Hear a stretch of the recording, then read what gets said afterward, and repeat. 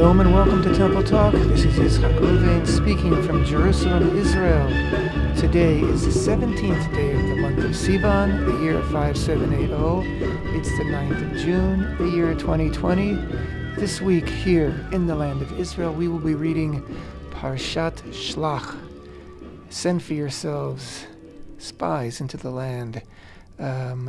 Beginning chapter 13 in the book of Numbers, chapter 13, verse 1, concluding in chapter 15, verse 41.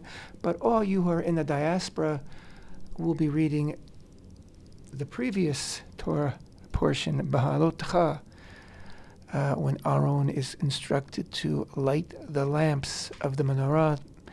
That is Numbers chapter 8, verse 1, and concluding chapter 12, verse 16. Of course, there is a 1 week discrepancy between the land of Israel and the diaspora following Shavuot.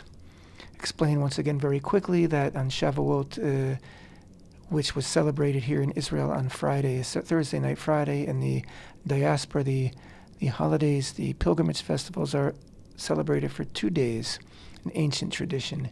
And so their second day, Shavuot in the diaspora, was on Shabbat, and so the reading that they read on Shabbat was not the typical Shabbat Torah reading, but it was a special reading for Shavuot, thereby putting the diaspora communities 1 week behind all of us here in Israel. So this discrepancy will continue for a few more weeks, and the diaspora will catch up to the land of Israel in about 2 or 3 more weeks, when in the diaspora they will read a double portion connecting Chukat with Balak. And here we'll be reading just Balak, so the diaspora will catch up. I think that's in another 2 weeks. We're in, right now, in Israel, we are in Shalach, and after Shalach comes Korach, and after Korach comes Chukat, and then Balak. So in a few weeks, we'll be back on the same page. Since we're not on the same page, however, I'm going to take advantage and talk about both of the Parshiot, Beha'alotcha and Shlach. We were talking a lot about Beha'alotcha last week in Temple Talk, and we didn't get to cover it all. So I think I'm going to talk about it a little more this week, and then it'll bring us right up to Shlach. These are all extremely fateful Torah readings for us, because this describes the actual journeys, the peregrinations of Israel in the desert, what happened, how it happened, and how we learn that all the best plans, there's a poem, Robert Burns, the poet, Scottish poet, said all the best plans of mice and men, I think he says, gang after gley, which I guess is Scottish or whatever. I guess there's a better name for the language, a better term for it. But his point was the best laid plans often go awry. He said the best laid plans of mice and men. Well, guess what? Best laid plans of man and God, in this case, all got derailed because of Israel's dithering, I guess, lack of conviction, lack of trust and faith in Hashem. But I'm getting ahead of myself. As I said, we're going to begin with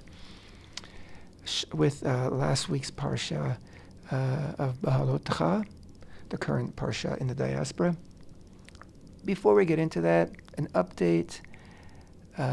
Yes, we are still dealing with Corona here in Israel, and there's been an uptick in the number of new cases, and that is a direct result of Israel reopening its economy, reopening its restaurants and places of entertainment and schools, and they are currently slowing down the continued reopening of things in order that this uptick doesn't get out of hand. So we are still being very careful, some of us more careful than others. I personally am being very cautious. I wear a mask when I go out any place in public where there are people. I go to the Beit Knesset, the synagogue, of course. We're instructed to wear masks, which we do. Public transportation, for sure. Not everybody agrees, not everybody in the world agrees that masks are the best line of defense. But I personally believe so. It's one thing I can do, that and social distancing, which can help to keep myself safe and anybody else safe from me if, God forbid, I've picked up the virus without realizing it. So that's the reality here in Israel these days. Again, the increased number hasn't gotten out of hand. We certainly haven't gone back to the early days of the virus here in Israel, but everybody is looking at it very cautiously, and the experts and decision makers are being extremely cautious and, of course, reminding us all the time that we need to maintain distance, need to wear masks, and, of course, hygiene. Again, not everybody agrees, even though there was another report came out today saying that the very best thing you, as a citizen of the world, can do is to wear a mask. So that's my line. I'm sticking by that, and it's what I can do, and trying to be very careful. Everything else in Israel is okay. We have a government. We still have a government. The weather is beautiful. It's turning summertime here, and days are long, and the government is still planning and mapping out the sovereignty program that they are intending to enact very soon. Again, there's some controversy about the sovereignty program. I'm intentionally not saying annexation, because as many experts really in law have pointed out, that annexation refers to a country that is annexing land that's not its own. It conquered an area and now it's annexing it to make it its own. Israel is not annexing the Jordan Valley and not annexing Israeli towns over the Green Line that is in Judea and Samaria, because these lands belong to Israel. They always have historically. They have according to Torah, and they also have according to international law. The San Remo Conference of 1922 actually legally put these lands in the hands of the Jewish nation. So there's no annexation which is being discussed or planned. It is actually the application of Israeli sovereignty to these lands. And again, there's some controversy here in Israel, because the applying the sovereignty to the particular Israeli communities, and there's about 150, 160 in all in Judea and Samaria, is, according to the Trump plan, refers to the communities themselves and not to the areas in between the communities, meaning the application of Israeli sovereignty is going to be like little spots around the map.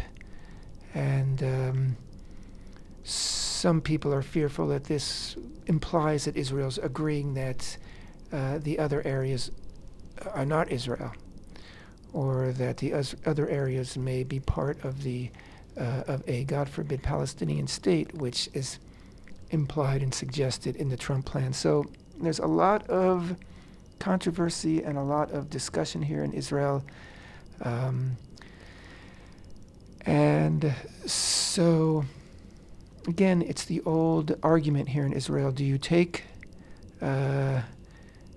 what you can practically get your hands on and continue to work for the rest, or do you demand everything and potentially risk losing an opportunity. Of course, the great example is 1948 when David Ben-Gurion, accepted the UN partition plan, which, of course, was the first attempt by the world to impose a, quote, Palestinian state here in the land of Israel. And Ben-Gurion accepted on behalf of the soon-to-be state of Israel, and of course the Arabs rejected, leading to the war, in which Israel, while it wasn't able to lay claim, or its army wasn't able to take over the entire land of Israel west of the Jordan River, was able to conquer and lay claim to a much greater area than the original partition plan included. So there is an example of take what the nations are willing to throw you, but at the same time to continue to work for more. So that's the practical argument being discussed today, alongside the ideological argument. Of course, there are those in Israel who don't want Israel to apply sovereignty because they firmly believe in a two-state, what they would refer to as solution. But Prime Minister Netanyahu has said he is determined to move forward with this, and we'll see. We'll see what's going to happen. It seems to us over here in Israel that America is calming down a bit, perhaps returning to itself, hopefully, and but very frightful here in Israel to see the unrest that gripped that gripped America just last week. And we're all hoping that America can return to itself and reunite around those principles that are what America's all about. I think everybody really agrees with those. It's just a matter of how are you going to rework those principles back into American daily life. And we are all here in Israel praying and hoping and rooting for America to be great again. Why not? But seeing societies seemingly break down so quickly is something very relevant to Parshat Shlach, which again, I'm jumping ahead, but we're going to get to it here in Temple Talk. Let's go back to Beha'alotcha, last week's Torah reading here in the land of Israel, and of course the current Torah reading in the diaspora. And the first part of Beha'alotcha is beautiful. It talks all about the encampment. It talks all about getting ready to move on. It talks all about how when God says it's time to move on, when God lifts up his cloud of glory from the tabernacle, it's a sign that it's time to move on. And Moshe is instructed to fashion silver trumpets in order to make contact and communicate with the entire encampment, and very orderly fashion in which the tribes, each one will pick up tents and pick up camp and leave one after the other in a specific order, and how the families of the Levites will disassemble the tabernacle and gather up all the sacred vessels and carry them with the encampment as they move forward. It's all very beautiful, and we're anticipating a very soon quick entry into the land of Israel. And then we get to the apex, the acme, the heights of the parsha. It's almost right in the middle of the parsha. And these are these two wonderful verses, mysterious verses, which are set off by these two inverted nuns. A nun is a letter, a Hebrew letter. Nun, as it sounds, gives the sound n, an N sound. And these two inverted nuns, which surround and almost bracket off these two verses, very unique to the Torah scroll. It's the only time in the Torah scroll that there is such a thing. And what are the two verses from Numbers chapter 10, verses 35 and 36? So it was whenever the ark set out, that is the Ark of the Covenant, Moshe would say, "Arise, Hashem, may your enemies be scattered, and may those who hate you flee from you." And when it came to rest, he would say, "Repose, Hashem, among the myriads of thousands of Israel." We talked about this last week as well. It's fantastic, beautiful verses coming out of who knows where. They're so poetic, they're so majestic, they're so suggestive of an amazing cosmic spiritual height, which really was the Ark of the Covenant. There's so many things that we're so distant from today. They're not part of our current reality, so they're so hard to relate to. We talk about this when we talk about the korbanot, about the offerings. How can we really understand what the offerings were about today when we're not experiencing them? And they were experiential, like everything else in the Torah. They're experiential. You have to do them in order to begin to get some kind of an understanding, an intellectual grip, even an emotional, spiritual feel for what they are. And certainly the Ark of the Covenant, which was the connecting point, it was the communication line between God and Israel, between God and Moshe. Moshe would stand in front of the Ark, and God's voice would emerge from between the two kruvim, the two cherubim. This was it. This was the connecting point between heaven and earth, between God and man. And so, when it was time for it to move, this was a very, very, very important, crucial moment.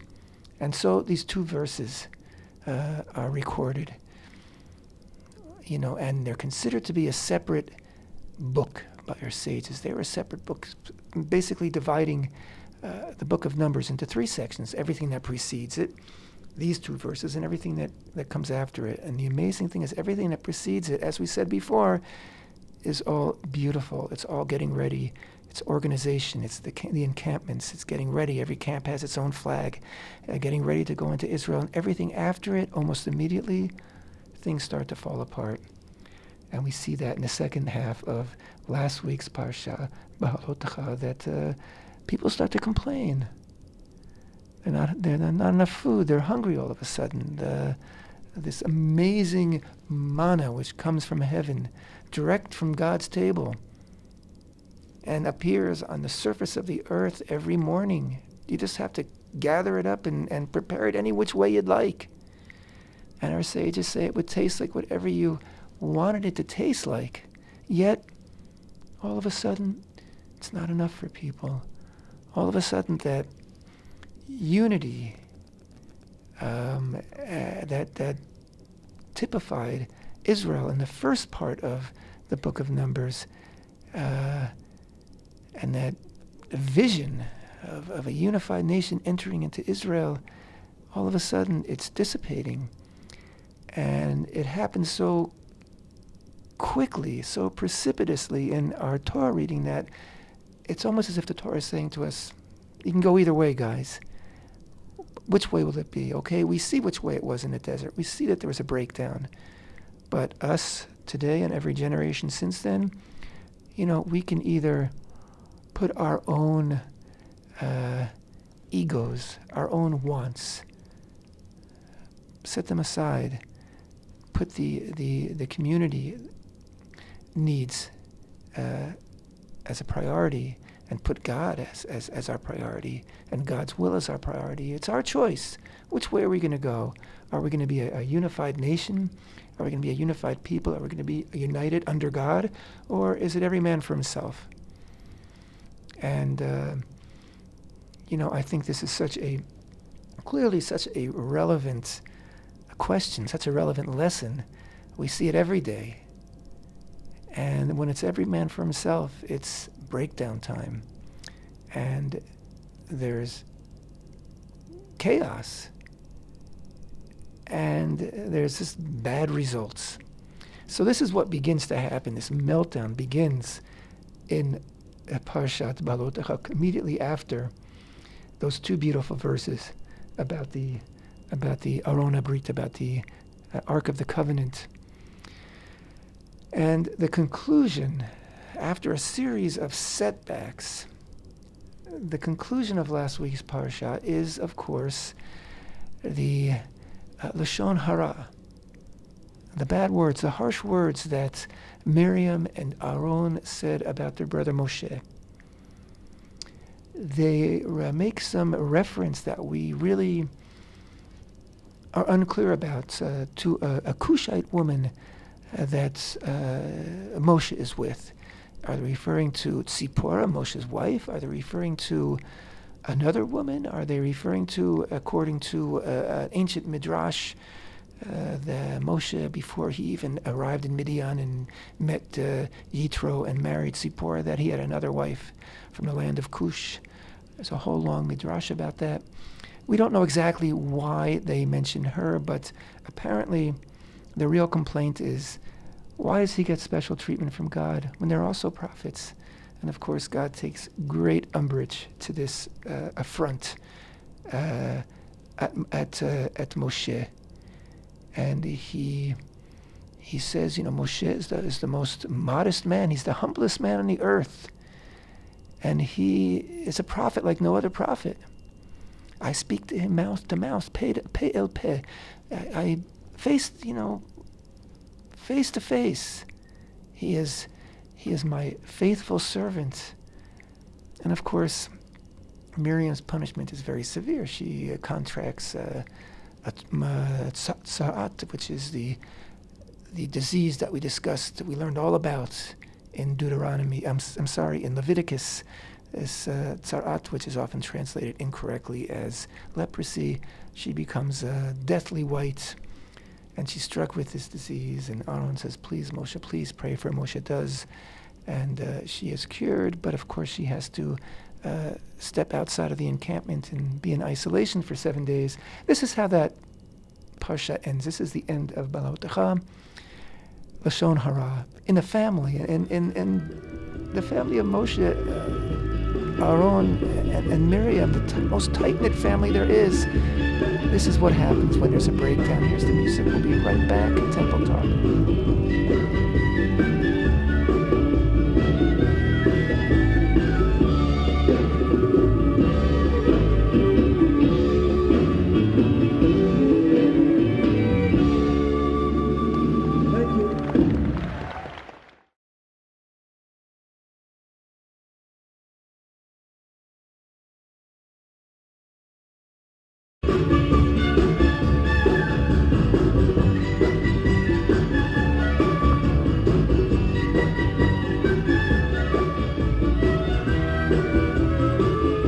Shalom and welcome back to Temple Talk. Yitzhak Ruvain, Jerusalem, Israel, 17th day of Sivan, 5780. It's June 9th, 2020. We have been talking about the closing half of Parashat Beha'alotcha, which is the current Parashat being read in synagogues this Shabbat in the diaspora. Here in Israel, we're 1 week ahead in Parshat Shalach. So we've been talking about the close of Beha'alotcha, and we're going to be segueing into the opening of Shalach. Okay, so we've been talking just now about Miriam and Aaron. They had some harsh words to say about Moshe. God took great umbrage at what they were saying. He defended Moshe. He said he is his most faithful servant in his entire house, and he is a prophet like no other prophet, and that's why he gets treatment that Miriam and Aaron don't get. Okay. But the sad thing here is that Miriam, who is really the mother of this nation, this desert nation, she's the one who watched over Moshe as an infant when he was put in his basket on the Nile River. She's the one who watched as the daughter of Pharaoh rescued Moshe from the river. She's the one who approached the daughter of Pharaoh and said, I can find a Hebrew woman who can nurse this baby, and then brought her own mother to be the baby's wet nurse. And she is the one who, according to Midrash, even convinced her parents, Amram and Yocheved, to have another baby. But they were not going to have another baby because what's the point? Pharaoh has decreed that all the infants are going to be murdered. So they weren't going to do it. She convinced them to have another baby. Of course, that baby was Moshe, and that changed everything. She's the one who had the faith and had the trust in Hashem so strong that after Israel walked through the Sea of Reeds on dry ground and sang the great Song of the Sea, and we're told as soon as they concluded the song that Miriam and the women took out drums and began to sing the song again and dance to it. And where did the drums come from? Miriam brought the drums, but she knew there'd be a reason to celebrate. This is Miriam. She is a prophet. She's referred to as a prophet. She's a Nevi'ah. You don't get better than Miriam. Aaron, he's the high priest. He represents the entire nation of Israel. Yet these two righteous people, giants, they too succumbed to the virus of Lashon HaRa, of evil talk, of speaking poorly of someone. So if Lashon HaRa is something that plagues you sometimes, don't think that you're a bad person. Don't think that there's no hope for you. I just can't, I can't overcome it. No, we see that it is a very, very pervasive, very pernicious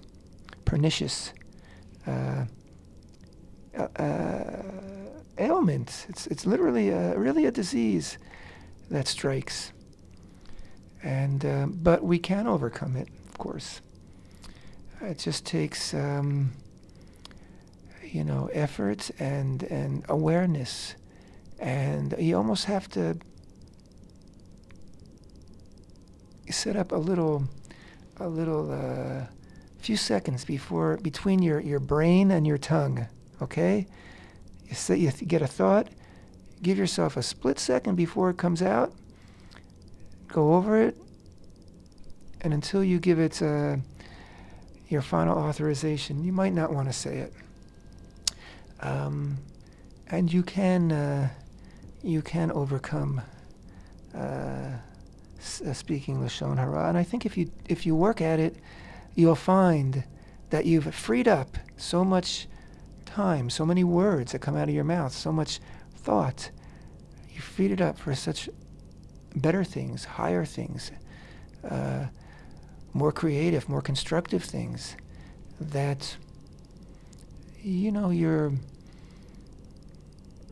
old habits will disappear, and you'll have a new habit, and that habit is of saying positive things. And again, I don't think I need to emphasize how destructive Lashon HaRa is in our personal lives and in society. And one of the great plagues, even more destructive, I think, and dangerous and deadly than the coronavirus, is Lashon HaRa. It's worldwide. It's very widespread. It spreads so rapidly. A single ill-conceived message on Twitter or Facebook or whatever other social media you might be involved in spreads. It goes viral. It's a virus. It goes viral, and it attacks the nervous systems of other people, and they either share it with others or repeat it or contradict it with other words of Lashon HaRa. And it gets uglier and uglier. And deadly. It gets deadly. It kills people spiritually, and it can kill people physically. So the concluding verses of Beha'alotcha, this Torah reading that began with the commandment that God gave to Moshe to give to Aaron to light the menorah candles, the menorah lamps in the tabernacle. Beha'alotcha, which literally means raise up, to raise up these lights, to heaven, to reflect the light that comes down from heaven with light that we can produce, goodness that we can make in our world, enlightenment that we can shine into our hearts and our minds. That's how the reading began, and it concludes with Lashon HaRa, with darkness, and with pain, and with division. Okay. Shalach. This week's Torah reading in the land of Israel, of course. This week's Torah reading in the land of Israel, Shalach, which begins with Numbers chapter 13. I'm going to read the first 3 verses. Hashem spoke to Moshe, saying, "Send out for yourself, shalach lecha." That's the Hebrew, shalach, send out, lecha, for yourself. Send out for yourself men who will scout the land of Canaan, which I am giving to the children of Israel. You shall send 1 man each for his father's tribe. Each one shall be a chieftain in their midst. Moshe sent them from the desert of Paran by the word of Hashem. All of them were men of distinction. They were the heads of the children of Israel. And then the Torah goes on to name each of the 12. Included among the 12 were, of course, Kalev ben Yefuneh, the son of Yefuneh, from the tribe of Judah, and Hoshea ben Nun, from the tribe of Ephraim, whose name Moshe is about to change before they set out. He changes it to Yoshua ben Nun. And of course, that's Joshua, the famous Joshua. So there's a controversy here. Whose idea was this? This ill-conceived or ill-begotten ordeal of the 12 tribes. Whose idea? God says, send for yourself. Our sages say God was responding to a request. That the people said, let's send out spies. Let's check it out. We're about to enter it. Let's see what's going on in there. Which way to turn. We didn't have a GPS. We didn't have Waze. We couldn't type it into our handheld device and get a map. It makes sense. It's a very practical step. Let's check it out. Okay.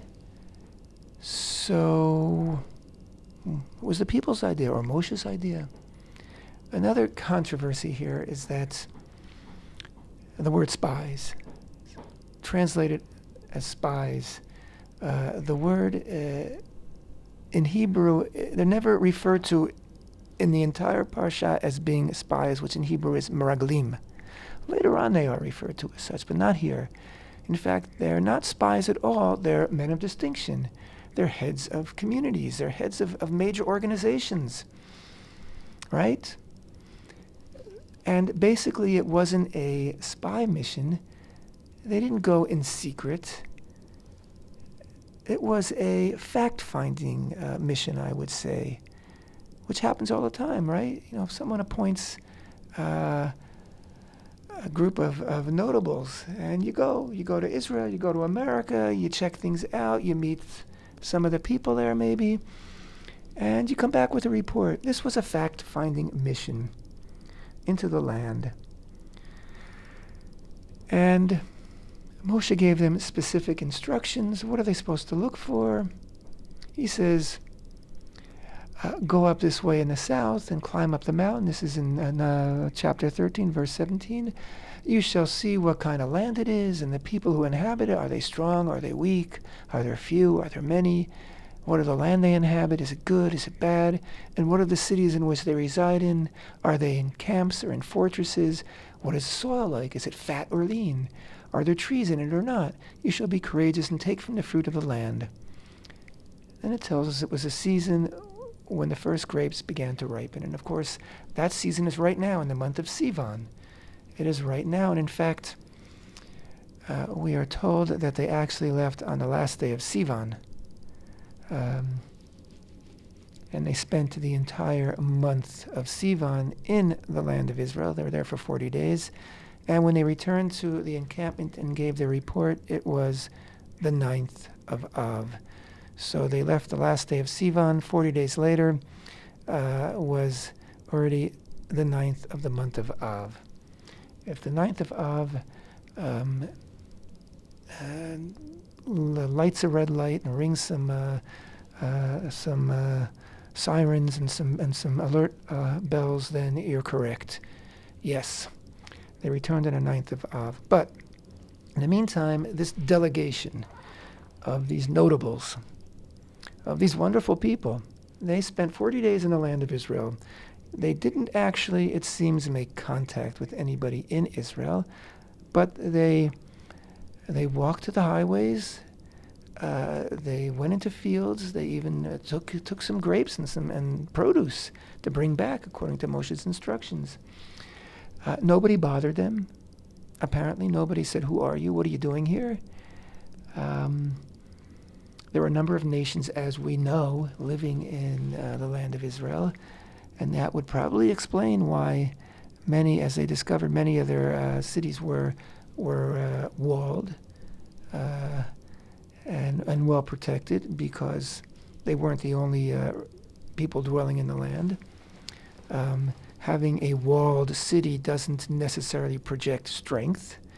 It's a defensive thing, a walled city. So they came back after 40 days, and they gave a wonderful report. They reported to Moshe and to the entire nation. Again, this wasn't a spy mission. If it had been a spy mission, I would think they would have reported only to Moshe. He would have debriefed them, and then Moshe and whoever else was part of the brain trust would, hash through everything, all the information they brought back, decide what was useful, what wasn't, what to say to the people. No, it wasn't that at all. It was not a spy mission, not from the beginning, and not in its conclusion. They came back and reported to everybody, real time. And they said, it's indeed a land flowing with milk and honey, and this is its fruit. And they brought back this luscious, beautiful, we all seen pictures of this massive cluster of grapes that it took 2 men to carry over their shoulders. They trussed up this cluster of grapes on a large branch, and 2 men carried it all the way back to the encampment. That's how fruitful the land was. And why wouldn't it be? This is what God's been telling them all the time. It's a land of milk and honey. It's a land of figs and dates and grapes and pomegranates and grains and olives. It's got everything you need there. God's been saying this all along. We have mountains. It's very different than what this generation knew of in Egypt. Egypt was a flat, arid land which was watered by the Nile. It was very different. So yes, they maybe wanted to get a preview. What's it really like? We're so close. Let's just run in and take a few pictures and we can already start to enjoy it. Well, the problem was that, as we all know, as the spies began to conclude their very, very beautiful description of the land, they began to interject their own feelings, their own thoughts, their own take on it. This was not what Moshe asked for. He said, report back on what you see, not report back on how you saw it, what your interpretation is, what your feelings are. They went way beyond what they were instructed, and so it says, they continued and said, however, the people who inhabit the land are mighty, and the cities are extremely huge and fortified, and we even saw the offspring of a giant. Yes, we were told that they saw the offspring of Talmi, the sons who lived in the Hebron, Kiryat Arba. We knew about them, nothing new here, but they report about them and that the Amalekites dwell in the southland, while the Hittites, the Jebusites, and the Amorites dwell in the mountain region, the Canaanites dwell on the coast and alongside the Jordan. So all of a sudden they're changed their tone altogether. And again, they are falling into the trap of Lashon HaRa, of evil talk. Sometimes you just got to stop. You said what you needed to say. The land is beautiful. The people live in 4 to 5 cities. There's no contradiction here. God never said that's not the way it was. Okay, now you know. God still says he's giving the land to you. God still says this army that you formed is going to go in and conquer. That hasn't changed. But what they are saying now is reflecting their own thoughts, their own insecurity. And again, there are different theories. Why did these notables, 10 of the 12, why did they all of a sudden become struck with fear and almost with loathing for the land? Almost the land is not a good land anymore. It eats up its inhabitants, they say. That's pretty serious. Well, some say because these were people of status. They had a stake in the Israelite society as it was in the desert. They were important people. They go into the land and they're going to lose their status. Who are they anymore? Everybody's going to go their different directions, their different tribes. They're going to settle here, settle there, and be independent. They're not going to be all clustered around an encampment anymore. And these particular important people just might not be so important anymore. Again, it is something we all recognize. People who are been given top jobs, people, heads of committees, heads of organizations. If an organization, a nonprofit organization, fulfills its mission, then what's it going to do, right? Then you disband, you're over, you're done, you go home, and yesterday's hero is nobody today, according to that criteria.